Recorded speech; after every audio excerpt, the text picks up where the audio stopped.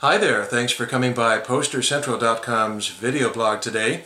I'm Pete Howard, and well, this is ground zero for Bill Graham at the Fillmore, in a sense, certainly in his numbered series of posters, which are collected and admired the world over. This is BG1. What's special and nice about this one today is that it's the absolute first printing of BG1, so it's got ones and firsts all over the place, which really makes it fun. And to make it that very first printing, it's got the so-called Peter Bailey credit. He, of course, is the one who designed the poster for Graham for this historic show because it launched the series, really.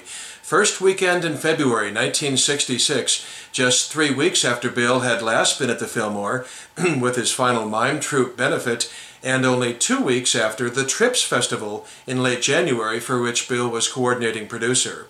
Now, the Jefferson Airplane were not at that Trips Festival. They were up having a couple of miserable weeks in Vancouver, Canada, and there's nobody else on the bill here on BG1, just the airplane, but that didn't stop Graham from saying, with the sights and sounds of the Trips Festival on the poster. So a little bit of real blatant, overt early marketing there by Graham, but sure, why not, you know. Now, as far as the design, interestingly, right there in the center, that red image between the words Jefferson and Airplane, this is, you know, it's an interesting concept, but it's certainly not a psychedelic concert poster yet. That would start with BG2, with the next one.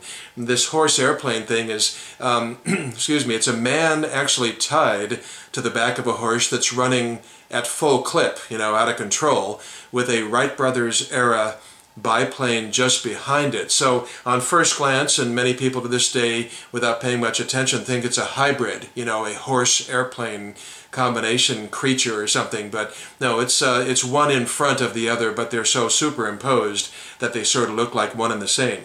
And the whole thing was designed, it was the idea of one Peter Bailey.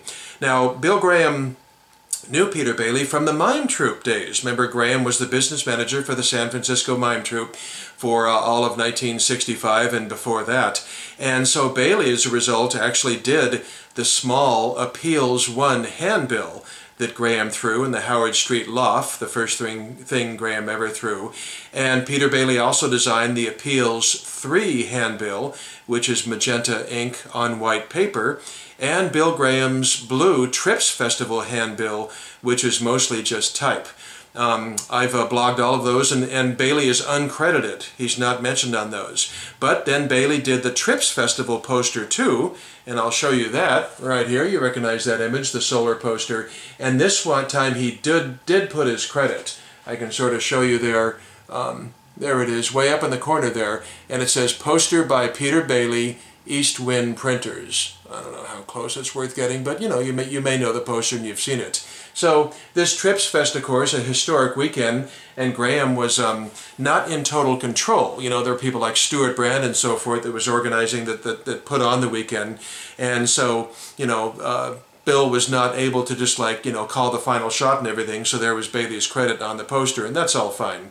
But it is isolated, interestingly, on the Trips Festival, just like it is here on BG1. Bailey liked to put his credit way up to the side. And this, however, starting with this Bill Graham show, it was 100% his show now, and so perhaps he wanted to sort of grab the spotlight a bit entirely for himself, and perhaps understandable as he tried to get his business off the ground.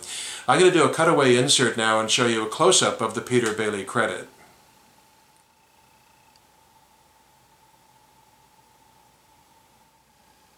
So there you have it. There you have a close-up look at the Peter Bailey credit, which is really faint, isn't it? It's really, you know, just very unobtrusive.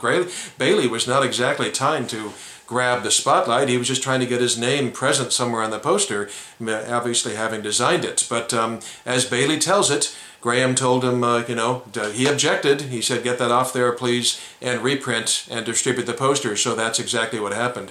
There's a bit of irony there, because starting with the very next poster, BG2, Wes Wilson, of course, kicked in and started designing things, and he put his credit on there, and Bill left it. And, of course, you know, the artist credits became, you know, just every poster from then on had a credit, so it's kind of funny. Bill wanted yanked off his very first poster.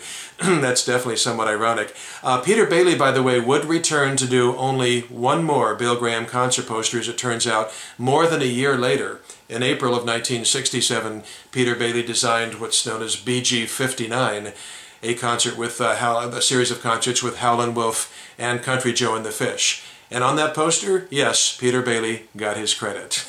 So, a year later. So, anyway, a really fun little history lesson there for the very first Bill Graham numbered poster with the Jefferson Airplane, and BG1 with the Bailey credit. So, hope you enjoyed the detail there, the minute detail, and see you next time for something else. Thanks for stopping by. Bye-bye.